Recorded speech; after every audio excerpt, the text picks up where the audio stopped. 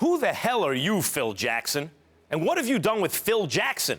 Legend has it that Phil Jackson was a bench guy on great teams in his playing days, but of all his famous Knicks teammates, Willis Reed, Bill Bradley, Clyde Frazier, Dave DeBusschere, the guy who wound up selling a lot of books about how smart he was Phil Jackson. Senator Bill Bradley, you say? Piffle.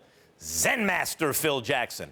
By the time he'd won 6 chips in Chicago and 5 in L.A., he was a mystic who understood on a higher plane of consciousness that dominant players must sacrifice ego for the good of the team.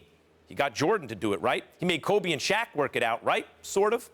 That's the Phil Jackson of legend, enlightened, preaching selflessness for the greater good.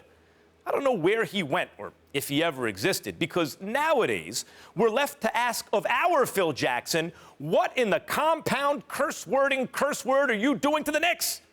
Were you sacrificing your ego on the altar of teamwork when you tweeted that ego all over Carmelo Anthony's good name? Was it good when you left the team with a miserable star and no leverage with which to trade him?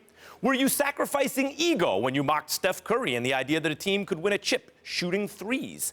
When you got all doctrinaire about your empirically inferior triangle offense? And right now, are you swallowing your curse-wording ego when you let the world know that you'd be open to trading Kristaps Porzingis?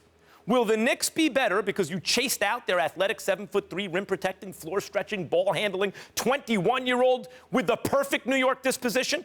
Chased him out because he didn't want to waste his time in an exit meeting listening to the dogma of a hypocritical old man who the game has passed by? Have you lost your curse-wording mind?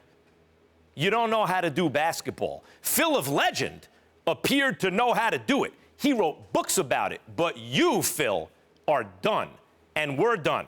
We're done with your ego getting in the way of the team. This is New York City. And in case nobody said it to your face yet, get lost. Beat it.